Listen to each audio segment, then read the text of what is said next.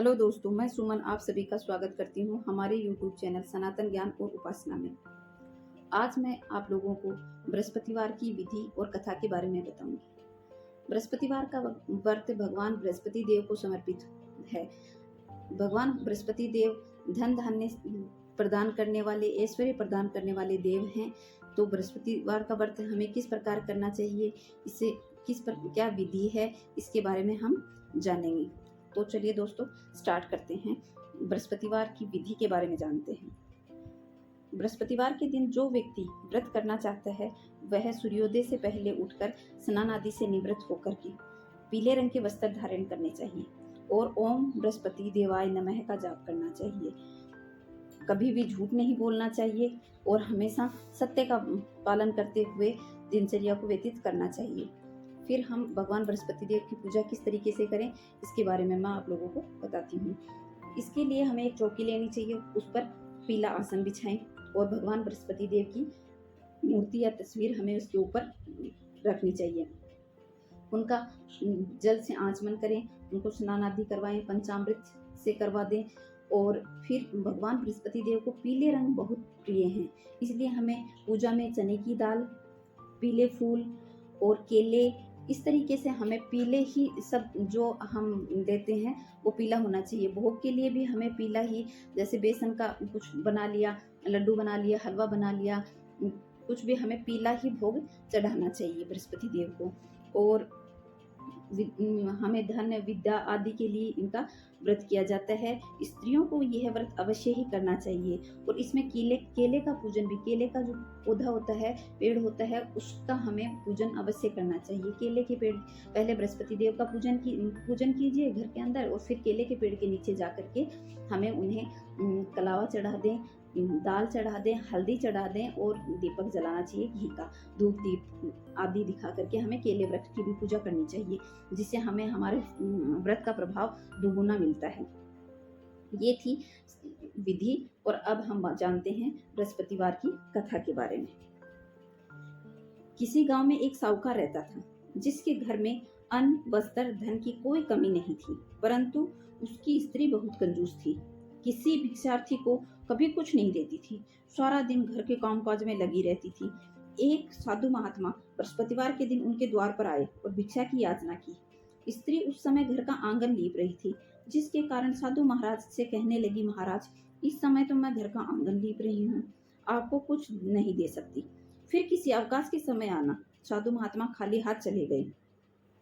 कुछ दिन पश्चात वही साधु महाराज आए, उसी तरह भिक्षा मांगी। साहूकार ने उस समय लड़के को खिला रही थी, कहने लगी, महाराज मैं क्या करूं, अवकाश ही नहीं मिलता, इसलिए मैं आपको भिक्षा नहीं दे सकती। तीसरी बार महात्मा जी आए, उन्होंने उसी तरह भिक्षा मांगी और साहूकार ने उसे टालना चाहा, परंतु महात्मा जी कहने लगे कि यदि तुमको बिल्कुल ही अवकाश हो जाए तो तुम मुझको भिक्षा दोगी। साहूकार ने कहने लगी कि हाँ महाराज, अगर ऐसा हो जाए तो आपकी बड़ी कृपा होगी। साधु महाराज कहने लगे, अच्छा मैं तुमको एक उपाय बताता हूँ। तुम बृहस्पतिवार के दिन चढ़े उठना और सारे घर में झाड़ू लगा करके कूड़े को एक कोने में जमा कर देना। घर में चौका इत्यादि मत लगाओ। फिर स्नान आदि करके घर वालों को कह दो कि उस दिन सभी हजामत अवश्य बनवाएं। हजामत का मतलब है सेविंग, जो दाढ़ी वगैरह बनाते हैं वो हजामत अवश्य बनाएं और रसोई बना करके चूल्हे के पीछे रख देना, सामने मत रखना। और सायंकाल को अंधेरा होने के बाद दीपक जलाया करो।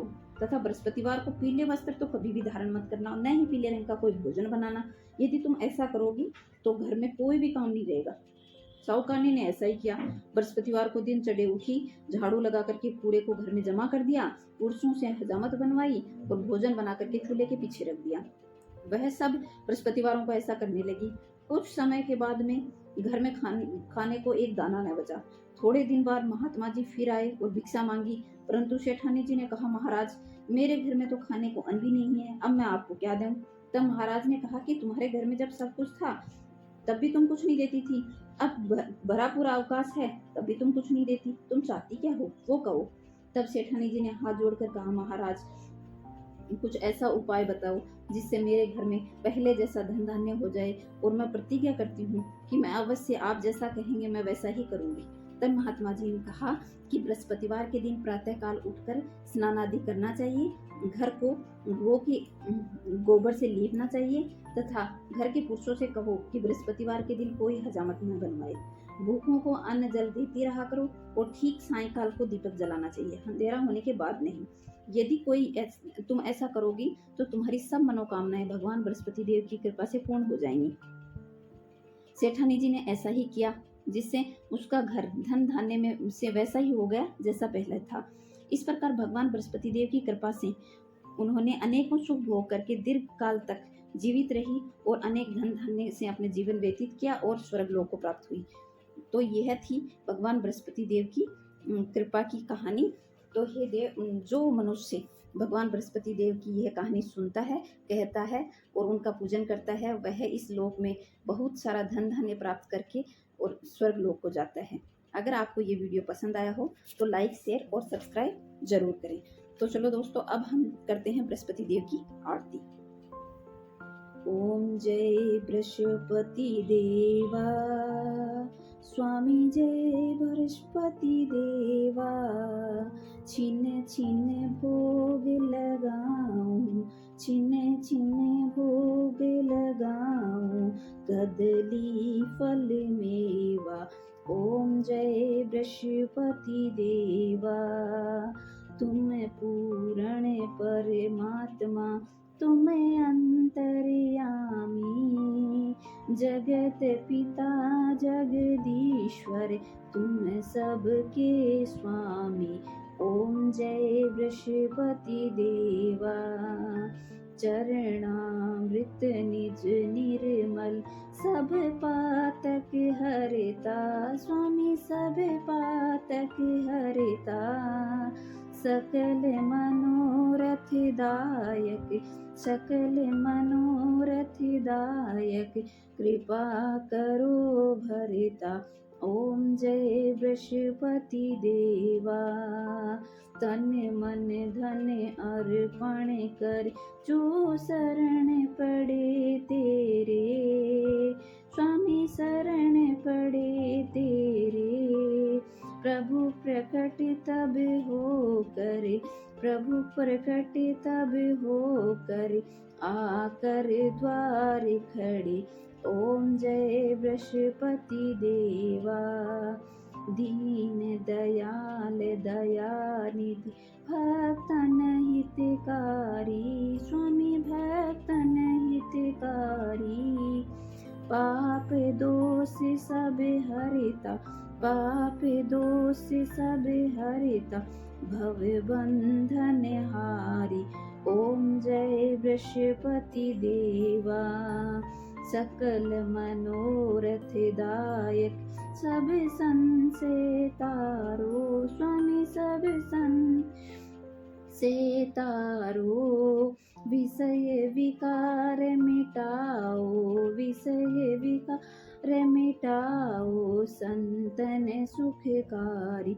ओम जय बृहस्पति देवा, जो कोई आरती तेरी प्रेम सहित गावे, स्वामी प्रेम सहित गावे, पूरे आनंद समावे, पापे उतरे जावे। ओम जय बृहस्पति देवा, ओम जय बृहस्पति देवा, स्वामी जय बृहस्पति देवा, छिन छिन भोग लगाऊं, छिन छिन भोग लगाऊं, कदली फल मेवा। ओम जय बृहस्पति देवा। Thank you.